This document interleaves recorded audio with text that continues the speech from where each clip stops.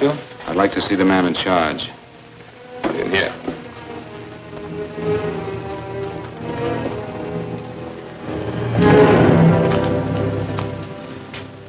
I want to report a murder. Sit down.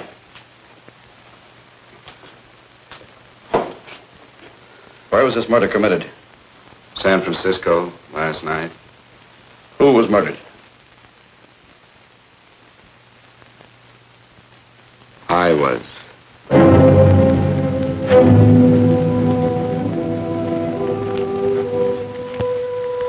Well, do you want to hear me out or don't you, Captain? I don't have very much time.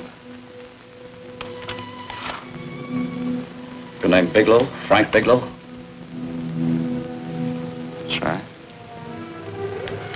Answer the San Francisco APB. Send it direct to Inspector Bannon at Homicide. Tell him we found Frank Bigelow.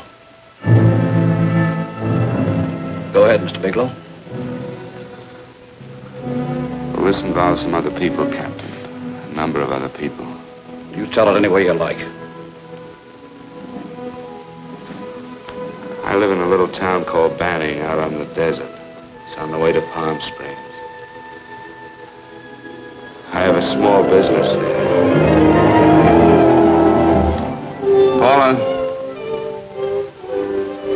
Yes, Mr. Bigelow? Give me a copy of Miss Hollis's 48 tax return, will you?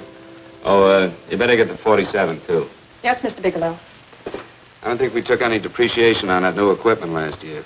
No, we didn't. I remember you said we could include it all this year. Sure we can. Hey, Frank. Yeah, well. Peterson says he wants a financial statement before he can give me my loan. Hello, Kitty. I will. Well, I'm leaving for San Francisco today, but I'll be back in about a week. I'll take care of it for you then. Sure is a scorcher, isn't it? Well, I've seen him worse. Well, have a nice time, Frank. Yeah, thanks, bro. Oh, why don't you come down to the place and let me give you another permanent? Makes your hair so much easier to manage in all this heat. I can't afford it right now. Maybe next month. Yeah, here it is. No, we didn't take it. Well, we can do it this year. You work it out any way you think best. Have a nice trip, Frank. Sure, Kitty. See you when I get back. Bon voyage. Why don't you come down anyway, Paula? We'll work out a deal on that permanent. Thanks. Maybe I will. Hello? Oh, hello, Mr. Hawkins. Just a moment. Do you want him to send your ticket over? No, I'll pick it up myself. No, never mind. Mr. Bigelow will pick it up at the station. Bye.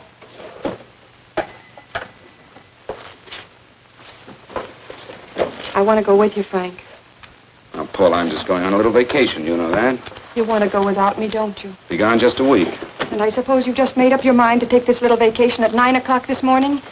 No, Paul, I meant to tell you about it a few days ago. I guess I forgot. Oh, you forgot. Paula, don't be like that. Don't be like what? You just drop a little announcement that you're going away. Not tomorrow or next week or next month, but today. No explanations, nothing. And I'm supposed to swallow the excuse that you need a little vacation.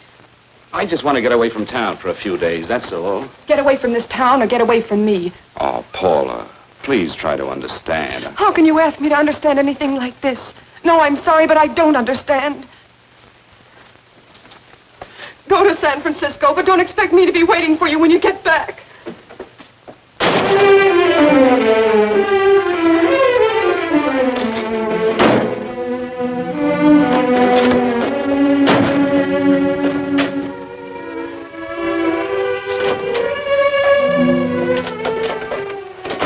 Paula, please, Paul.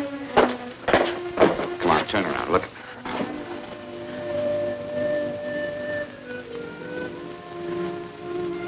Come here. Why do you do this to me, Frank? Why can't you be honest with me? As honest as I am with you? Do you have to go? I have to go, Paula. I know what I'm doing. All right, go. Go anywhere you like. You can go to blazes for all I care. Paula. Paula. Yes, I know. I'm being foolish. Come here.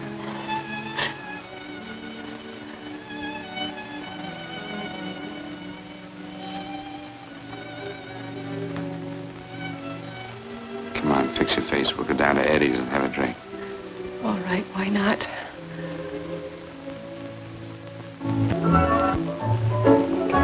Hi, Paula. Hi, Eddie. Give us a couple of cold beers, will you? Coming up. Hi. Come on.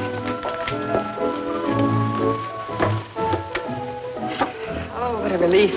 This air conditioning feels good. I sure wish we had it in the office. It'd make working a pleasure. Well, if it stays this hot, don't bother going in the rest of the week. I win 2 races today. How many did you lose? And you would have to ask that. Kind of early for you two, ain't it? Too hot to work. That's what I like to hear.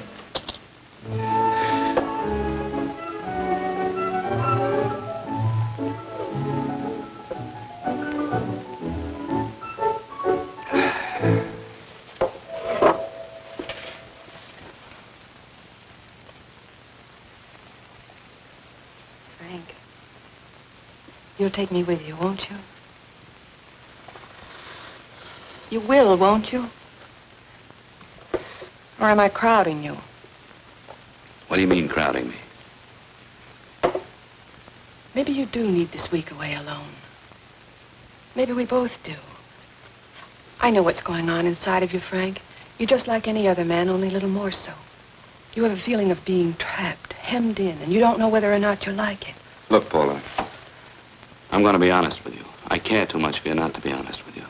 I'm as much concerned for your happiness as I am for my own. I know you've had one bad experience, Frank. I know all about it. But you don't know what it can do to 2 people, Paula. And the woman always gets hurt more than the man. I don't want you to get hurt, darling. More than anything in the world, I don't want you to get hurt.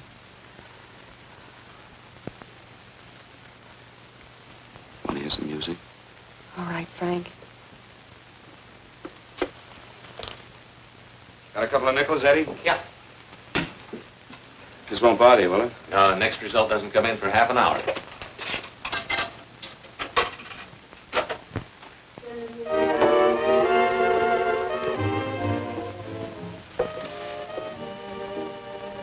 I thought that by now we'd be married. No, I'm not going to crowd you anymore, Frank. Go to San Francisco. I don't like it, but I'm convinced that you must go. I want you to be very sure, Frank.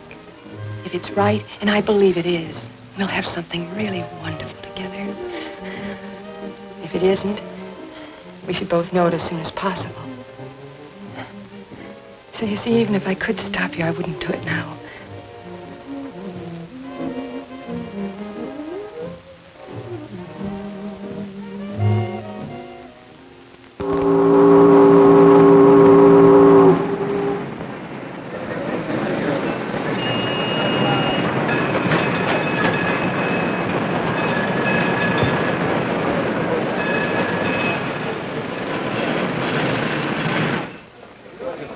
Yes, sir. My name is Bigelow. I have a reservation. Yes, sir.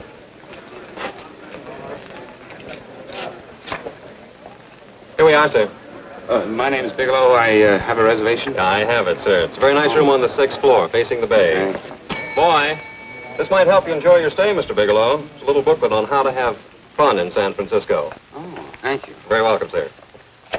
Thank you. Say, is it always like this around here? No, this is market week, and it's the last day, too. Boy, always around until you need them. Oh, 517? Thank you. Here's a message for you, Mr. Bigelow. Long-distance call came in about an hour ago from Banning, from a Paula Gibson. Oh, thank you. Very welcome. Show Mr. Bigelow to 618. Right this way, Slide.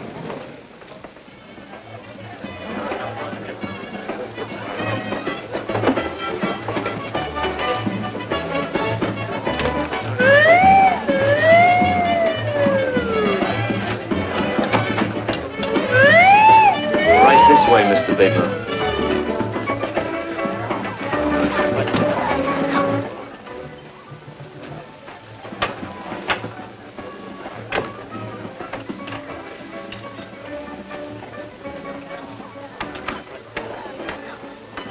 Is there anything else, Mr. Bigelow? Oh, yes, you can get me a dime and hat and a package of razor blades. Yes, sir. Thank you. Oh, and you can leave that door open. Hello, operator. I want to speak to Miss Paula Gibson in Banning, California. Yeah, that's right. No, I'll wait. Hello? Hello, Paula. Oh, hello, Frank. How was the trip? Fine, just fine. Having a miserable time, I hope. Well, I don't know. I just got in. What was that? Market week. The place is crawling with traveling salesmen. You know, Charlie Anderson found out that you went away and he asked me to go out with him. Oh, really? How did he make out? I'm considering it. Is that what you called to tell me? I'll have you know that this call is strictly business, Mr. Bigelow. Did a Mr. Phillips phone you? Eugene Phillips of Los Angeles. No. He will. He phoned the office 3 times today. Said that he wanted to get in touch with you immediately. He said it's most urgent and imperative that he reach you at once. What'd he want? I don't know. But he sounded deep, dark, and mysterious and quite agitated about something. Phillips. Have we ever done any business with him? Not unless you've been keeping it a secret from me. I looked through all the accounts. Why did you tell him you could reach me here? You know I'm supposed to be on vacation. So you told me. And so I told him, dear heart. But the gentleman didn't seem to respect your temperamental moods the way I do. He was very insistent that he speak to you before it's too late, as he put it. Well, tell him you tried to get in touch with me and I've changed my plans and you can't reach me. He won't talk to me. I told him that I was your confidential secretary, but I guess I didn't sound confidential enough. So I told him that he could reach you there this evening.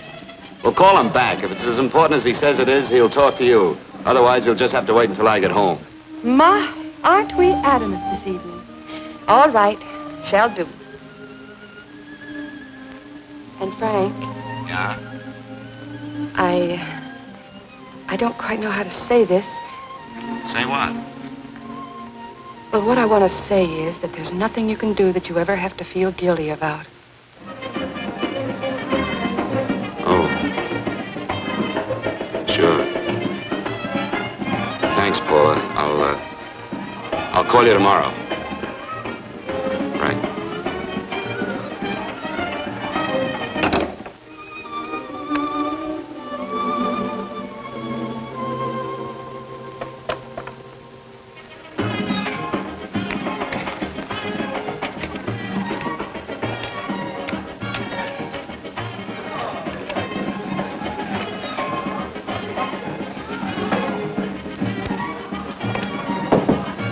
Oh, just put it there, please.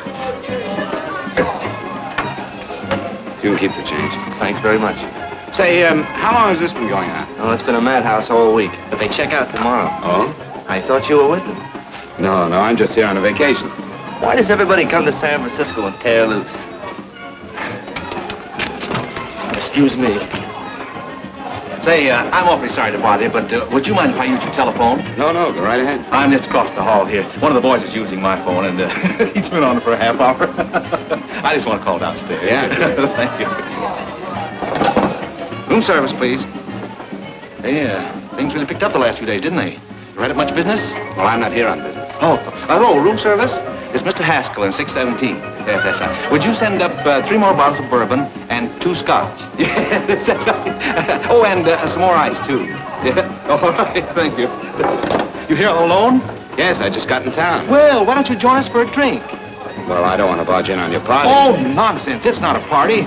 Just a few of the boys entertaining some buyers. You know, the usual thing. A few drinks and some laughs. It's no party. Come on. Well, Come on. All right. I know what it's like to be all alone in a strange city. I'm Sam Haskell. I'm Frank Bigelow. You think some of these guys never been away from home before? Yeah. Hey, quiet down a minute. Hey, will you quiet down a second? I want you to meet Frank Bigelow. Hello. This is Jane Carlisle. Bill Welch. How are you, Mr. Welch? Glad to know you, Bigelow. Jane's the prettiest buyer in San Francisco. Oh, hey, I resent that. You don't think I believe him, Elaine? Well, he spreads that from coast to coast. Oh, gee. But it's good for my morale anyway. I'm George Cantwell. Glad to know you, Mr. Bigelow. Bigelow, yes. Right on much business? He's not here on business. Oh? Well, Well, why don't you get the man a drink before he dies of thirst? how about a little bourbon? Well, that's fine. Bourbon it is. Of course, Mr. Wallace. Yes, Mr. Wallace. But, Mr. Wallace, I'll need at least a week in Cleveland to visit all my accounts. I can't figure on being in Philadelphia until the 17th. Eddie, will you get off the phone? I want you to meet Frank Bigelow. Oh, hey, That's his boss. He's been trying for an hour to get his expense account boosted. Yeah, the way this guy holds on to $1, you'd think they weren't printing them anymore. Yes, Mr. Wallace. I'm leaving here the first thing in the morning. Yes, sir. Oh, keep your hips loose, Harry, like this. Oh, yeah. How's he doing? Oh, there's nothing wrong with Harry's drummer. The 2 years ago, the Murrays wouldn't shoot. I know. Wait a minute. I was doing all right there. This is Sue and Harry Brandis. Hello, good to sir. meet Glad you. How are you? Where'd you find her, Sam? On a dance marathon? Oh, perfect. Oh, Really? Say, I'll bet you could do the rumba. Well, a little, but I'm kind of rusty. Anything would be an improvement after Harry. Oh, how do you like that? Well, here goes. Hey, you're good. Oh, my wife, she's a good dancer, isn't she, Bigelow? oh, yeah. Hey, fellas, I thought you were going to show us a good times night. Is this doing the town? That's right. We practically bankrupt our stores to buy everything you've got. Then you keep us in this hotel room. I agree. This is my last night to howl before I go back to being a dutiful housewife. Well, it looks like we're stuck, boys. This is where we blow all our commissions in one night. And you're coming with us, Bigelow. Oh, no, thanks. You run along. I've got to get unpacked and have dinner. Oh, no, you're not going to get away from me. Now that I found a man who can dance, I'm going to hang on to it.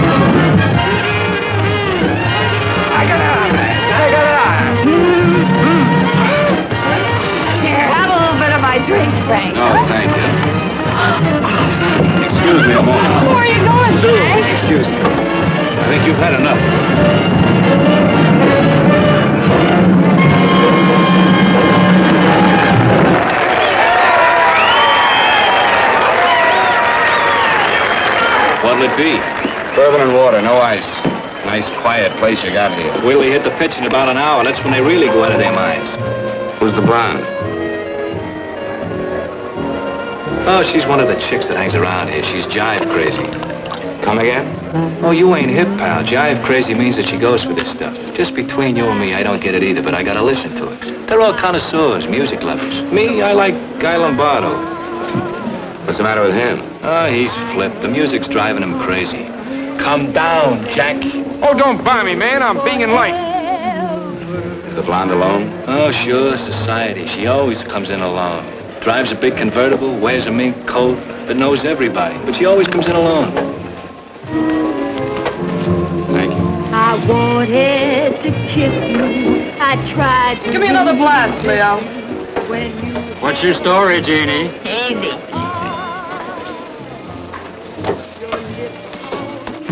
Hello. Easy. Dig the fisherman. Oh, that's really silk, isn't it? Can I buy you a drink? Sure thing. Give me a blast, Leo. Leo, I left my flask at the other end of the bar.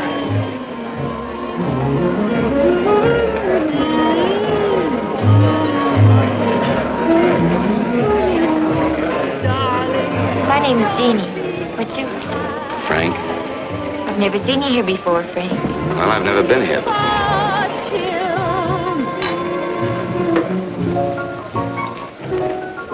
This isn't mine. Mine was bourbon. Well, sure it is. You saw me pour it. Give me a fresh drink. Anything you say. Oh, listen to that piano. Feel those vibrations. You don't get your kicks out of this, do you? I can live without it. Why do you stay here? I don't know. I bet I know. You're lonely in a big city. Why, you don't have to go into a routine with me. I like good company, too.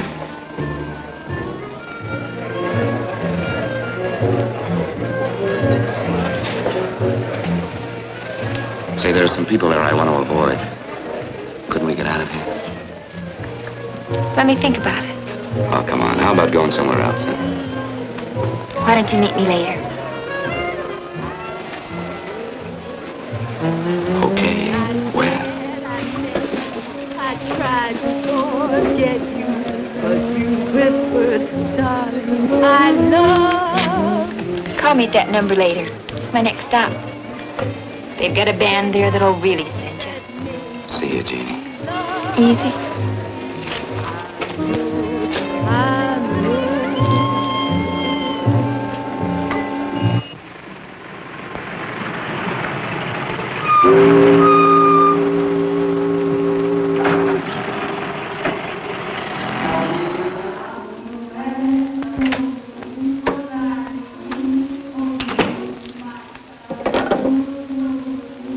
Never mind, operator.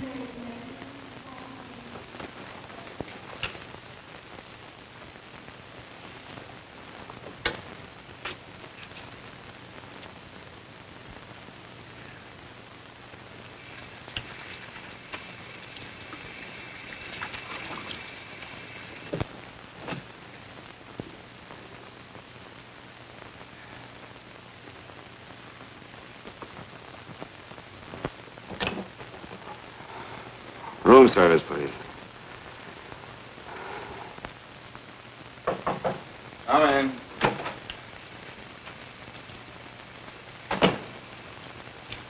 Be right with you, waiter. Yes, sir. Rest well, sir? Yeah, sure. May I? Go ahead. It's on there for you. Thank you, sir. Would you like anything else? Well, thank you, that's all. Waiter, Yes, sir.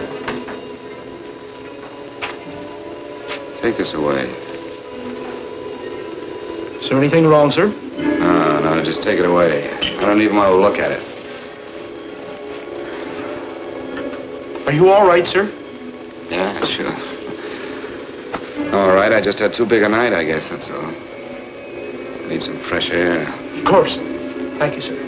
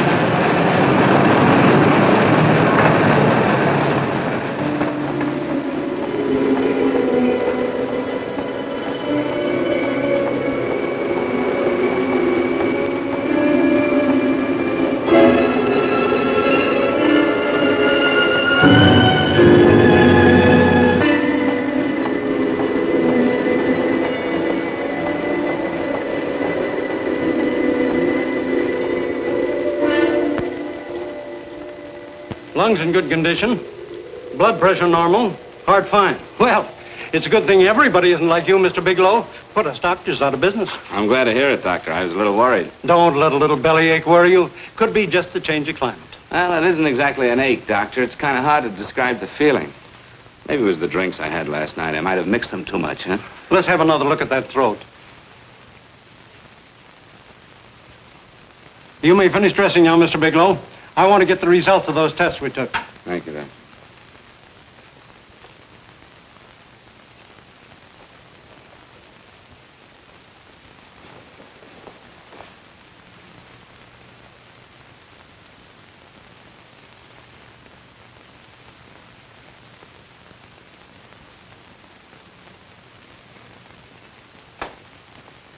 Mr. Bigelow, this is Dr. Schaefer.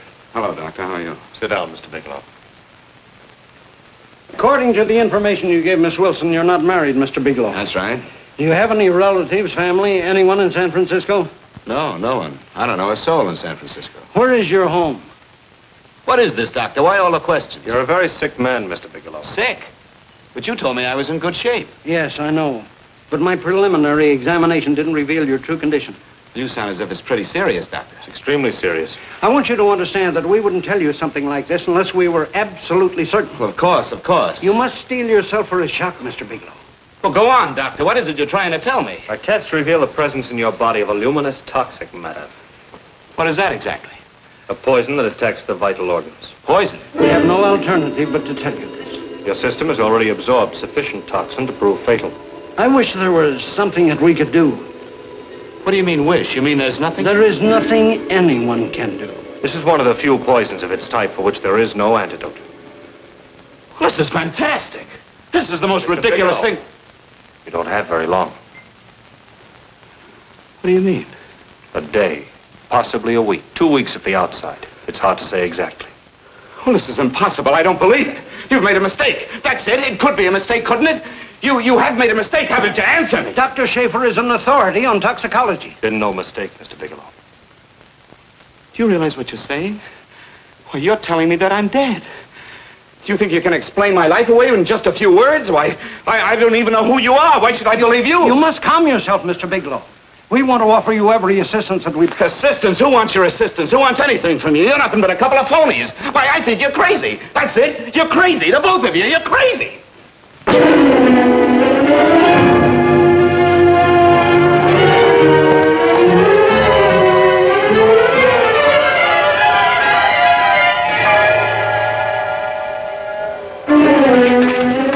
Where's the doctor? You can't come in. Come on, tell me. You have to go through the thing before you come in here. What's the trouble here? What's the matter with you? Doctor, I want you to examine me for luminous poison. Come right in here.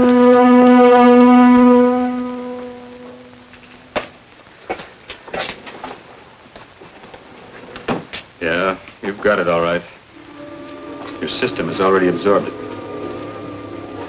Are you sure, Doctor? Are you absolutely certain? Couldn't there be some mistake?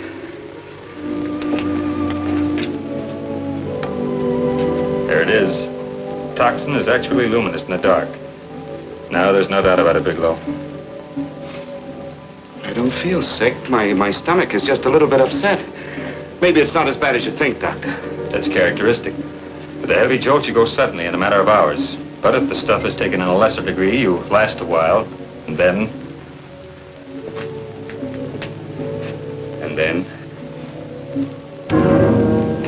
Give it to me straight, Doctor. Well, a number of things are involved. The systemic condition of the individual, the amount consumed, exertion. Yes?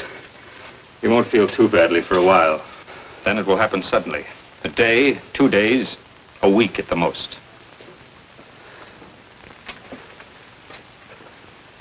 A day? 2 days? There's nothing that can be done now. If it had been caught in time, your stomach could have been washed out. But you've had it in you for some time now. For at least 12 hours, haven't you, Bigelow? I don't know. You don't know? No. Don't you know how you got it? No. This is no accident. Somebody knew how to handle that stuff. That wax is tasteless and odorless. The amount of alcohol in your body, you must have got it in liquor. I was drinking last night. Arrange for your admission to the hospital immediately. Of course, I'll have to notify the police. This is a case for homicide.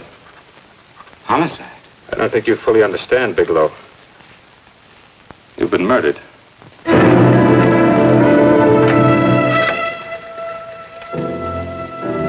Get me police headquarters, please. Homicide Bureau.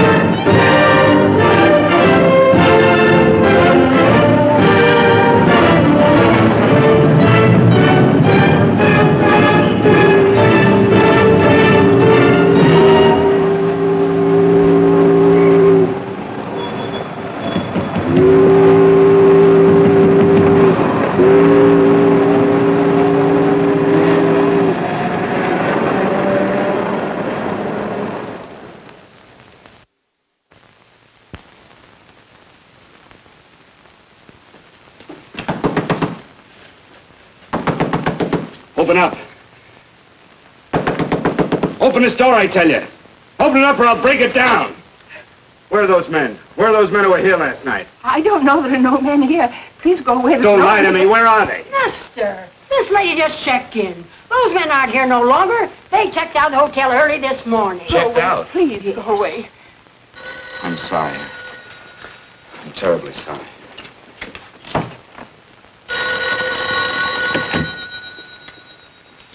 Hello? Please, Mr. Bigelow, my eardrums. Oh, hello, Paula. Your enthusiasm overwhelms me. Why haven't you phoned me, or is there a quota on telephone calls up there? I'm sorry. I've been busy. I'll bet you have. Visiting the museums, no doubt. What's happening up there that's exciting or different? Nothing, not a thing. I'll bet you miss me, but you're too stubborn to admit it. Sure. You know, if you'd like me to come up, I could pack a toothbrush and leave right away. No. Well, you don't have to snap my head off. You could at least make a pretense of missing me. I'm sorry, Paula. Of course I miss you. Listen, Paula, Paula, it's just that I don't feel like talking now. I'll call you later. Don't strain yourself.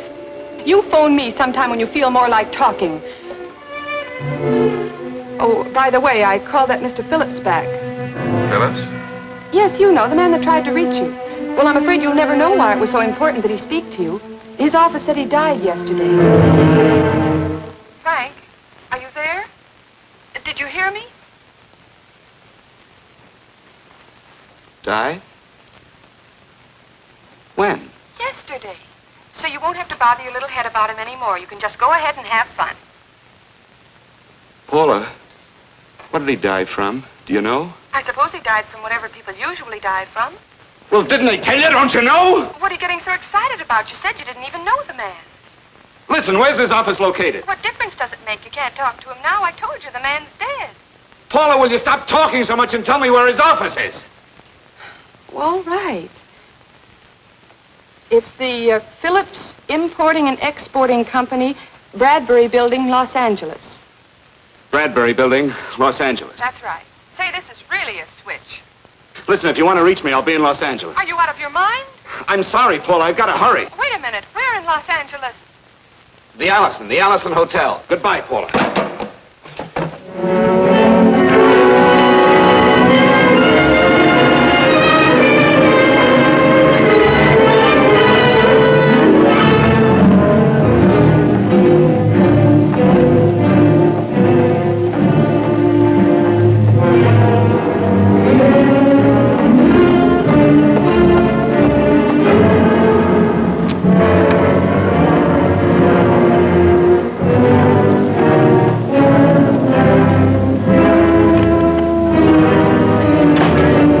See someone in charge here. What is it in regard Well, it's a personal matter. It's quite urgent. Perhaps Mr. Halliday can help you. Who's he? He's our controller. Your name, please? Bigelow. Mr. Bigelow to see you. Send him in. Go right in, please. That door.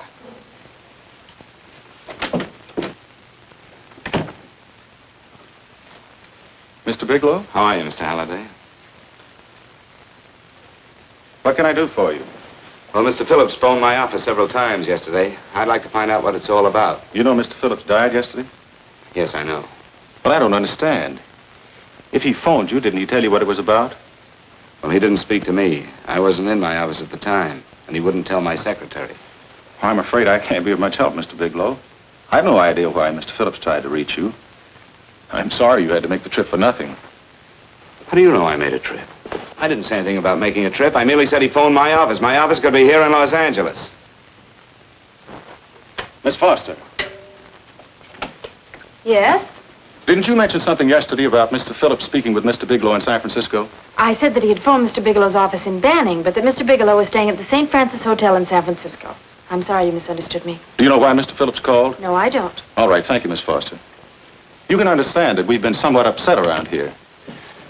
Now, if you don't mind,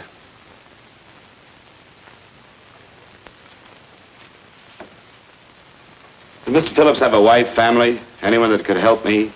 you can't intrude on people at a time like this just to satisfy some curiosity. It isn't just curiosity. Then I suggest you wait a week or so. I can't wait. Well, I'm sorry you'll have to. Well, there's always a phone book. You're a pretty aggressive fellow, Bigelow. Are you quite sure that this is as important as you make it appear to be? It's important. Mrs. Phillips lives at the Sunset Arms Apartments. Thank you. I needn't tell you she's under a strain. I suppose you're capable of using a little more tact with her than you demonstrated with me. I think I can handle it. By the way, what was the cause of Mr. Phillips' death? Suicide. He leaped from the balcony of his apartment. Thank you.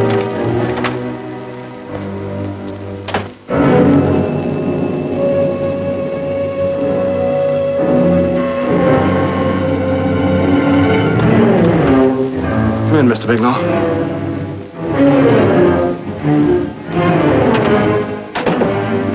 I'm Stanley Phillips, Eugene's brother. Halliday phoned that you were coming.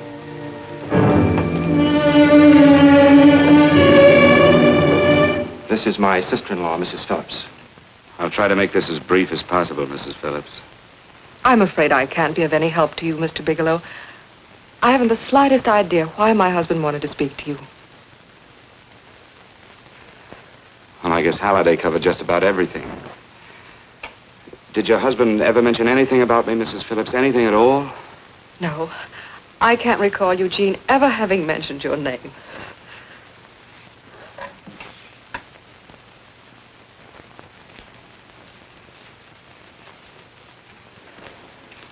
I hate to ask you this, Mrs. Phillips, but it's of vital importance to me. Do you know why your husband committed suicide? Oh. You're certainly not the most diplomatic person in the world, are you, Bigelow? Were you a friend of my brother's? I never met him.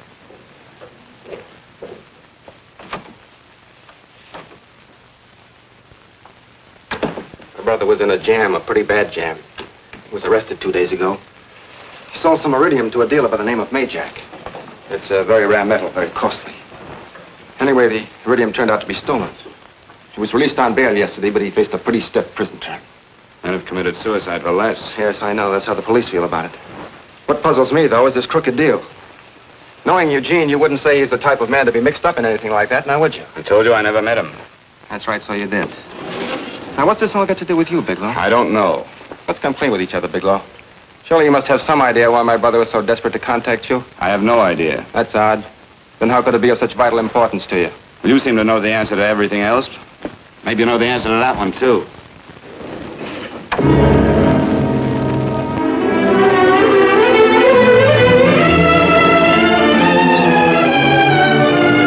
There's a message here for you to call operator 82 at Banning. Oh, thank you. Show Mr. Bigelow to room 821. Say, would you have the operator put this call through to my room right away? I'll take it up there. Thank you. Hello, operator. Here, I'll call you if I need anything. Thank you, sir. Hello, Paula? Well, Sinbad, I'd just about given you up for lost. Do you mind telling me just why you rushed down to Los Angeles? I can't explain it to you just now, Paula. I just can't explain it. What's going on, Frank? You don't even sound like yourself. Well, I'm just a little tired, Paula, that's all. But I miss you. Oh, Frank. I can't tell you how good it is to hear you say that. And here I was worrying that I'd lost my charm. When are you coming home, Frank? Soon, Paula. I'll be home soon. I'll go right out and get myself a permanent so I'll be pretty when you see me. Hey, guess what? I found that Phillips name in your notarial ledger. Notarial ledger? Yes, of all places. I remember now I made the entry myself. You had notarized a paper one morning before I came to work. What kind of paper was it? A bill of sale for a George Reynolds made out to Eugene Phillips of Los Angeles. So you see, I was right. We hadn't done any business with Phillips, only indirectly. What was the bill of sale for? A shipment of iridium, whatever that is. Iridium. You mentioned at the time that this fellow Reynolds had made some kind of a deal in Palm Springs, and he stopped in your office early in the morning on his way north to have it notarized. Wait a minute. Wait a minute, George Reynolds. That was about 6 months ago, wasn't it? That's right, 6 months ago. Thanks, Paul. Oh, goodbye. Goodbye. Hello, operator. Get that number back for me.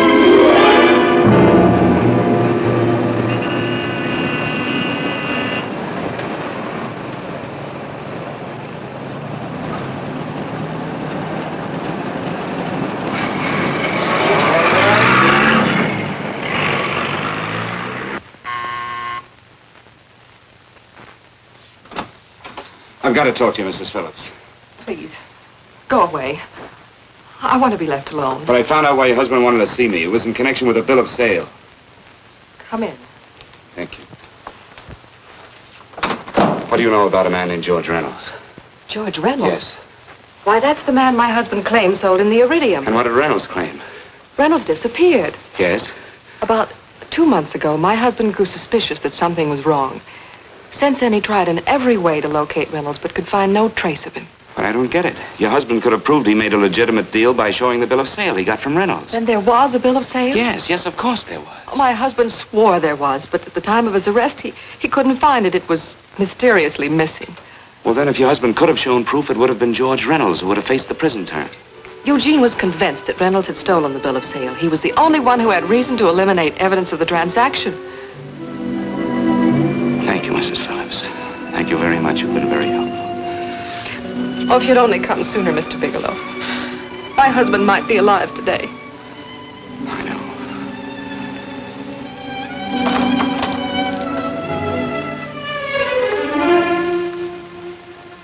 The only thing that puzzles me, Miss Phillips, is that you haven't asked how I knew there was a bill of sale.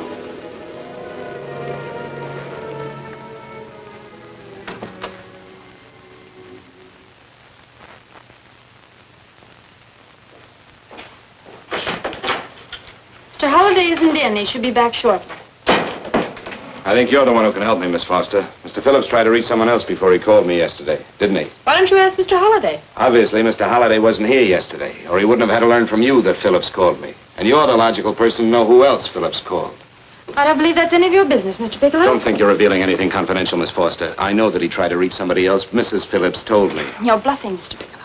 I don't know what you're after, but you're trying to trick me. Mrs. Phillips didn't tell you a thing. How do you know that? Mrs. Phillips knows nothing about it. She doesn't. Well, why wouldn't she? Wait a minute.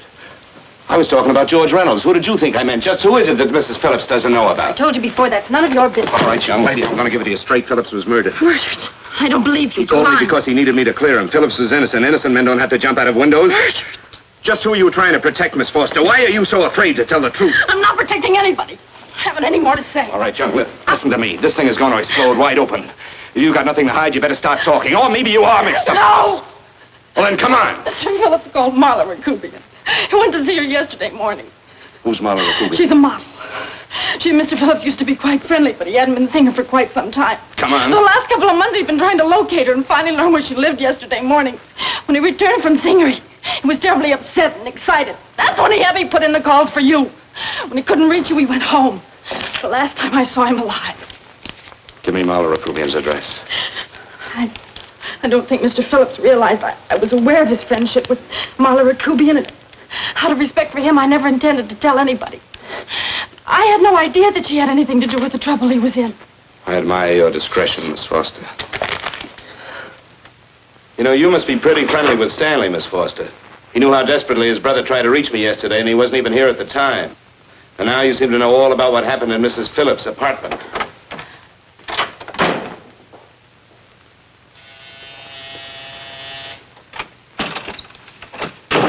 Miss Rakubian? Yes? What do you want? Get out of here or I'll call the Go police. ahead, call him. Oh, go ahead, call him. Going on a trip, huh? Yes, going away for the weekend. Sailing for Buenos Aires tomorrow, some weekend. I'll send you a postcard. Now get out of here. Who are you going with, George Reynolds? Never heard of him. I suppose you've never heard of Eugene Phillips either. Just who are you? What do you want? Never mind who I am. Where's Reynolds? I told you I don't know him. Now will you get out of here and leave me alone?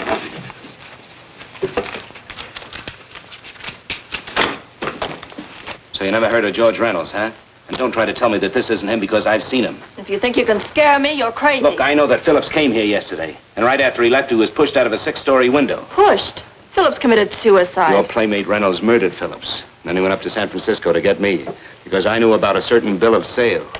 I don't know what you're talking about. You're in this right up to your pretty little neck. I'm not mixed up in anything. Get your hands up. Drop that picture on the couch. Turn around.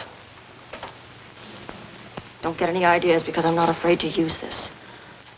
Give me your wallet.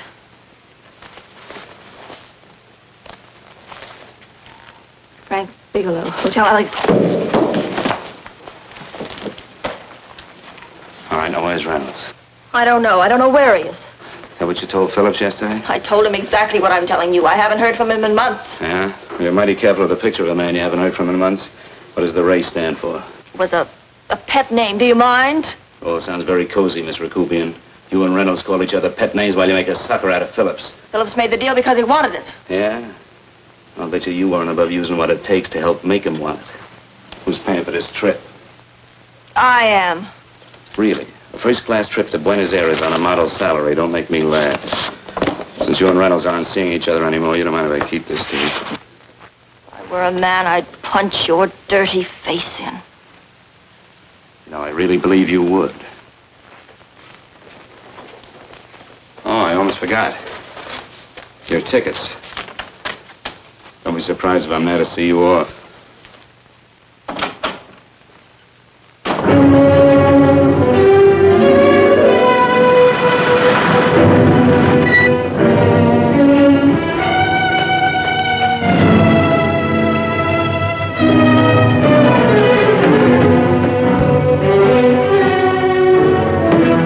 Angelo.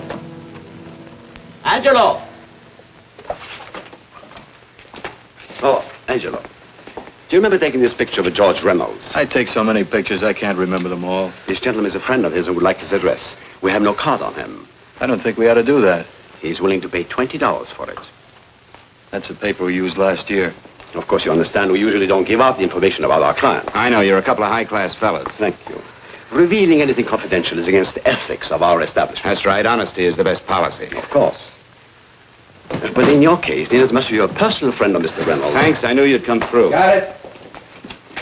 Here it is. We don't have his address. He must have called for the picture. But he couldn't have been a very good friend of yours, mister, because his name is not George Reynolds.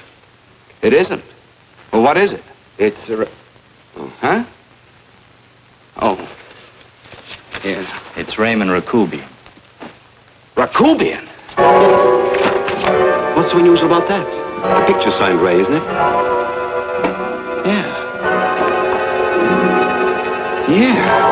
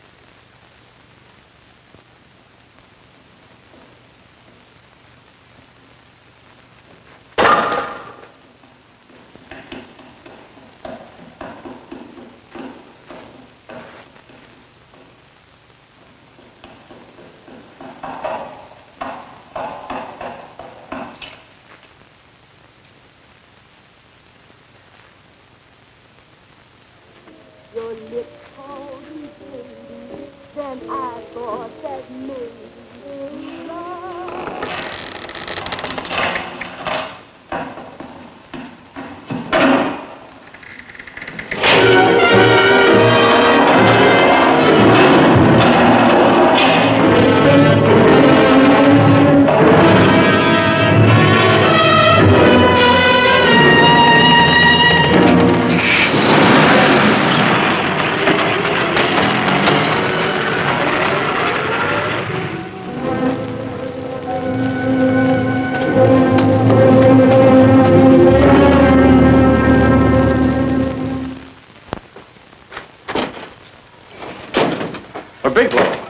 Are you all right?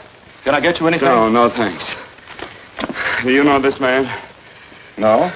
No, I don't think so. Are you sure you've never seen him? I'm quite sure. Does the name Raymond Rakubian mean anything to you? No, I never heard of him. Why? He also uses the name George Reynolds. This is Reynolds? That's right. Well, where can we find him? That's what I want to know. Tell me something, Halliday. You're the controller here. How come you didn't know about that bill of sale? Phillips made that deal before I came to work here. Yeah, but you still keep records, don't you? For some reason, which is none of my business, Phillips preferred to keep that among his personal papers. Now, does that answer your question? You came in here today asking for some information that you needed, and I tried to be as cooperative as I could. But now you're beginning to annoy me. So get out before I throw you out.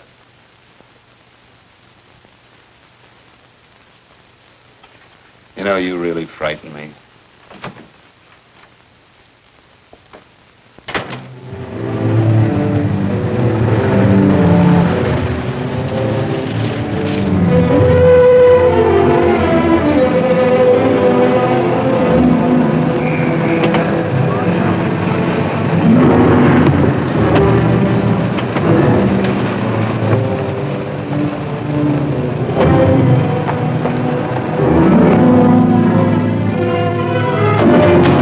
About time you showed up, Bigelow. Go ahead, Dave.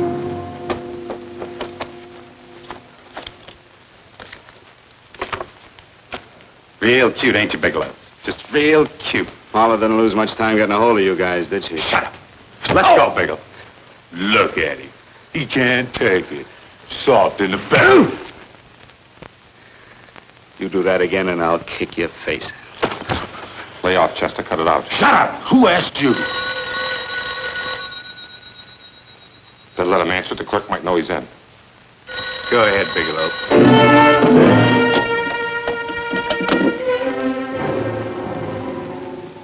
Hello?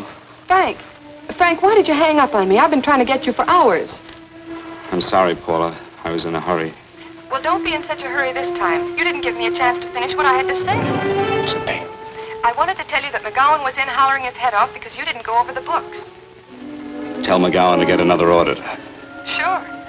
Sure, I'll just do that little thing and lose the best paying account we've got. Do as I tell you, Paula. Frank, are you drunk? Paula, how much we got in the bank? About $2,200. Draw it out tomorrow. Sure. Then what do? Skip town without paying our bills? Forget the bills. You know that coat you always wanted? Buy it. You are drunk. You know, if I didn't have such a good character, I'd be tempted to take advantage of your intoxicated state, Mr. Bigelow. I'm not drunk, Paula. Well, then don't tell me that one day away from me can affect you this way. Cut it short. Paula, Yes? I'm sorry I left you. I never realized how much I love you. But I know it now. Oh, Frank, darling, I love you too so very much. Please come home. I miss you terribly. I said cut it short. I'd just love to let you have it, Bigelow. Let's go, Chester. This guy's kept us waiting long enough now. Walk in front of me, Bigelow. And keep your mouth shut. If you so much as look cross-eyed at anybody, I'll blow the back of your skull out.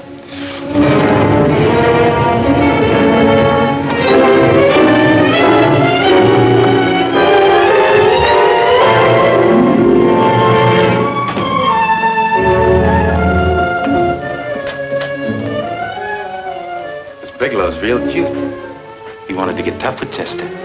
He don't know Chester. Did you get the picture? Don't I always get what Mr. Majak sends me after? Majak? That's right. I'm the dealer who bought the iridium from Phillips. I get it. You have Rakubian unload stolen stuff on Phillips with the help of Marla here, and then you buy it back from him. Oh, you certainly made a sucker out of Phillips. What is it, Mr. Bigelow? Exactly what is on your mind? I'm looking for Raymond Rakubian. What? Well, now, Marla here has told you everything else. I'm sure she must have told you that, too. You don't expect me to believe this conversation. So, what is on your mind? I mean, underneath.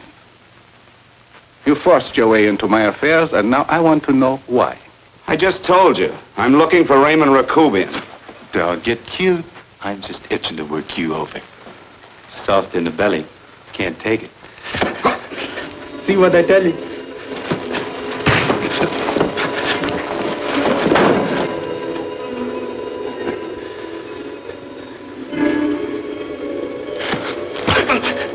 Can't do that to Chester. I'm gonna blow your guts out. Easy. Lay off, Chester, not now. Look at him. He's so scared of Chester, he'd talk now. He's not afraid, Chester. You can tell from a man's eyes when he is afraid. Look at his eyes.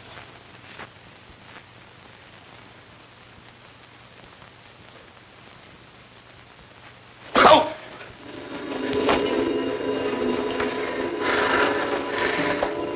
I'm telling you, Majak, you better keep him away from me or he's really going to have to use that gun. Go away, Chester, please. Do what I tell you, my boy. Please. And help Dave. Joe. Ah. You're in pain. He's an unfortunate boy. He's psychopathic. He's unhappy unless he gives pain. He likes to see blood. Come with me, Mr. Bigelow.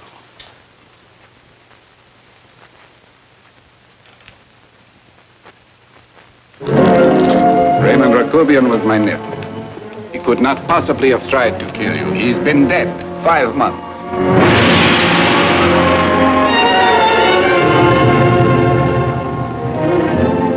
I'm afraid you have been sidetracked. Provided it is true that somebody made an attempt on your life, Somebody made an attempt again today. I had no reason to kill you, believe me. What do you mean you had no reason? I notarized a certain bill of sale. You notarized the bill of sale for Reynolds, not Rakubian. Now, what I told you was true. I had no reason to kill you. That's a closet, Mr. Bigelow. And under other circumstances, you could go home now.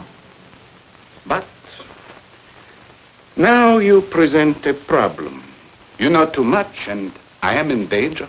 Chester! Suppose I were able to prove to you that I only want to find the person who tried to kill me, and I won't cause you any trouble. You know I can go to jail for 10 years for this little business. 10 years. At my age, that's my life. That means my entire life. With my life, I do not take chances. I am sorry, believe me. You want Joe to go with you? No. Just Bigelow and me.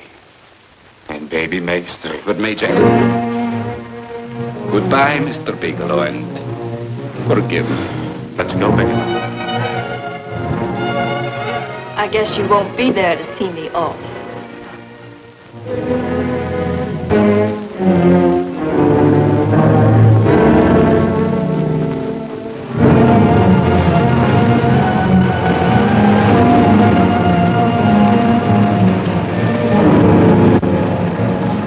Tried to make a boob out of me in front of Major. Shouldn't have done that, Bigelow. I don't like that. I'm going to enjoy this, Bigelow. I've done jobs like this before. I knocked off guys I could like. But I don't like you, Bigelow. I never liked that puss of yours from the minute I seen it. Yeah. I'm going to enjoy this.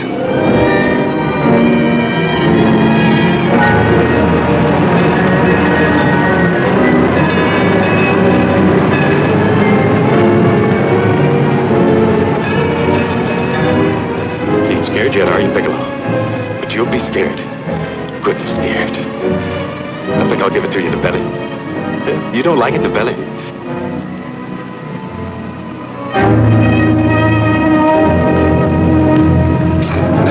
Good.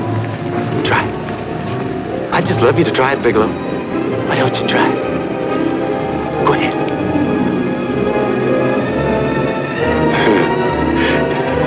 Didn't have the nerve, did you, Bigelow?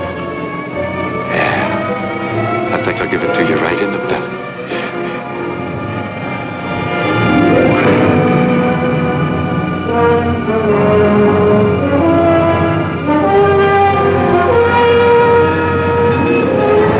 It takes longer when you get it in the belly. It's nice and slow. That's the way I want to see you go, Bigelow. Nice and slow.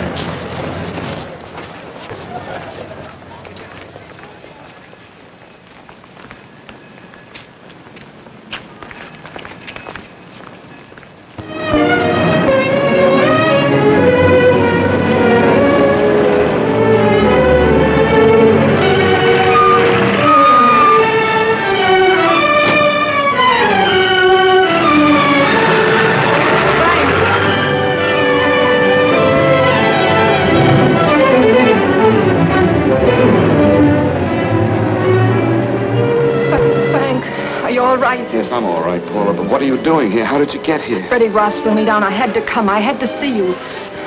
You shouldn't have come, Paula. You shouldn't have. What is it, Frank? You're in some kind of trouble. I know it. Look at you. You're a sight. Your clothes look as if you've slept in them. Are you ill? You are. You're feverish. I'm all right, Paula, and I'm not in any trouble, believe me. You're lying, Frank. Right after I spoke to you, I got a phone call from the San Francisco police. They asked if I knew where you were. You didn't tell them anything, did you? Of course not. It was the homicide detective that called. What is it, Frank? If you're in any kind of trouble, you certainly can trust me. Look, I'm not in any trouble with the police, Paula, believe me. But you can't stay here. You've got to go back to Banning right away. No, I won't go, Frank. I won't. I'm staying here with you. Paula, it's better that you go back, believe me. Why? What's this all about? What have you got to do with this Phillips and Reynolds? Phillips was murdered. What could that possibly have to do with you? All you did was notarize a paper. You've notarized hundreds of papers. I know. All I did was notarize one little paper out of hundreds. Frank, you frighten me. You don't even act like yourself. I know that you're in trouble, that something is wrong, that you're in serious trouble. You frighten me, Frank. Oh, don't be frightened, Paula. Don't ever be frightened of anything again. Will you promise me that?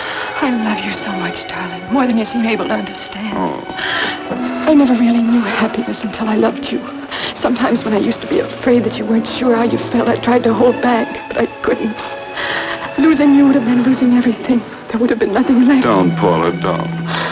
Now I'm afraid again. Somehow I feel that I'm going to lose you, but there's nothing I can do about it. I feel so helpless. You're leaving me out of something. Tell me, Frank, what is it? Give me a chance to fight back. Just give me a chance, please. You do love me, don't you? Oh, yes, Paula, I love you. I never was more certain of anything in my life. I wasn't sure before. I was a little blind, I guess, but believe me, I'm sure now. Can you understand that, Paula? I understand. A man can be like that, Paula. Something has to happen. It can be a big thing or a little thing, but it can make him realize how much someone means to him, how much he really loves her. Oh, and I love you, Paula. More than I ever thought it possible to love anyone in the world, I love you. Then why won't you tell me about this trouble you're in? Why won't you try to let me help you? You can't help me, Paula. You don't want my help. Oh, Paula, there's nothing you can do. Will you believe me? So will you please go home, please?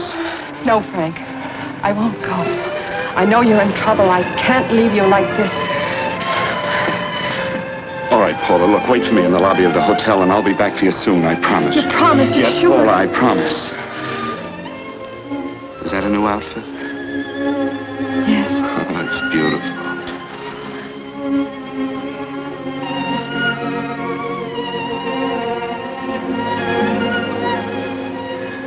You'll come back to me, won't you, Frank?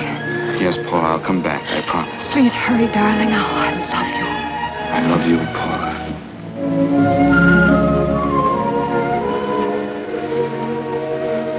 Goodbye, Paula.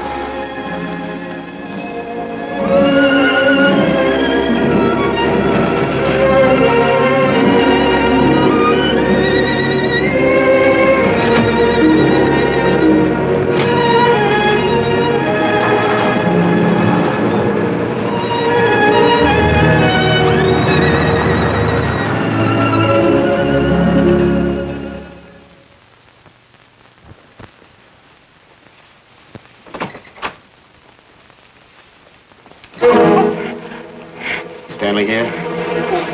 You sure? All right, get in there. Now get Stanley on the phone. Tell him to come over here right away. Use any excuse you want. What are you going to do? What was Stanley going to do when he used me for a clay pigeon today? I don't know what you're talking about. Don't act innocent with me. I fell for that once. I don't know what you mean. I told you everything you wanted to know this morning. Yeah, you told me just enough so I'd get sidetracked and wouldn't know that Stanley was the one I was after. Stanley? Oh, no. You and Stanley have been together on this from the start. Now, come on, get on that phone and call him. Don't let him know I'm here. Bigelow.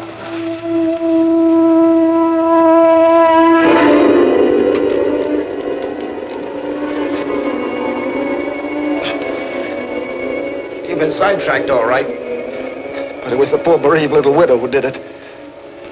Miss Foster found this letter this afternoon. It's in my brother's desk at the office. It's postmarked 2 years ago. It isn't exactly the kind of a letter that a married woman gets from a casual friend. I'm sure my brother wasn't aware that they were so well acquainted when he hired Halliday. What's the matter with him? He hasn't felt right since dinner. Where did he have dinner? At Mrs. Phillips' apartment. Halliday was there, too, and Stanley confronted them with that letter. Do you have anything to drink? Yes, why? How long ago? Half an hour ago, just before I came here. Miss Foster, get on the phone, call the emergency hospital. Have them get an ambulance over here right away. What? Tell them to prepare a stomach wash for luminous poisoning. Luminous poisoning? Come on, do what I tell you. You may still have a chance to save his life. Go on!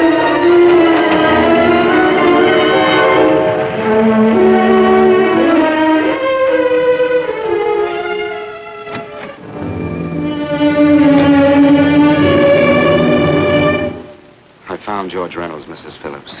He's been dead for 5 months.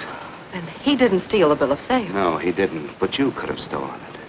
How dare you? You knew who I was when I came here today. But you were surprised to see me alive, weren't you?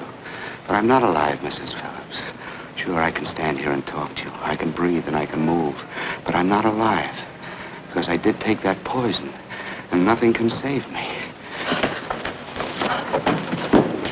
What are you going to do? If I kill you now, I have nothing to lose. No, you've got to listen to me. You've got to give me a chance. But I didn't have a chance. It was Halliday. Believe me, it was Halliday. He made me steal the bill of sale. He planned everything. What about this letter? Your husband knew about you and Halliday. He found it only yesterday. He accused Halliday. They fought, and Halliday pushed him over this balcony.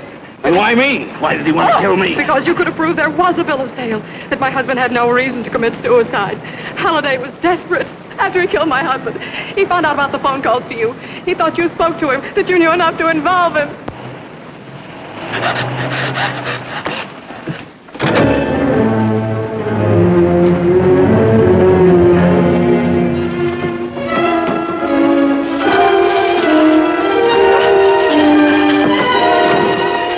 Where's Halliday? Where is he? He's in the office. This time you don't warn him.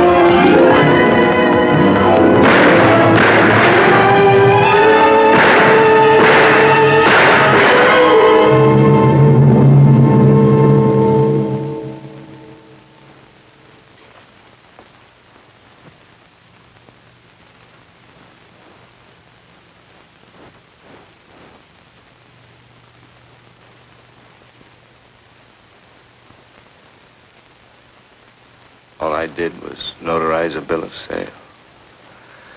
But that piece of paper could have proven that Phillips didn't commit suicide. He was murdered. And that's why Halliday poisoned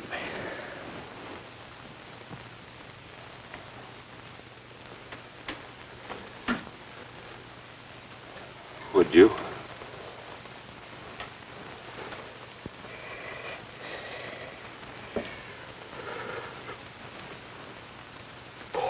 Paula.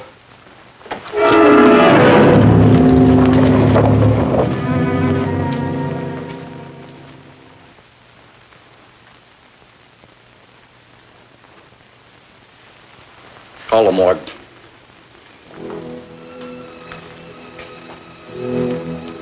Johnson, you go to the Allison Hotel, find Paula Gibson. Don't tell her anything. I'll break it to her.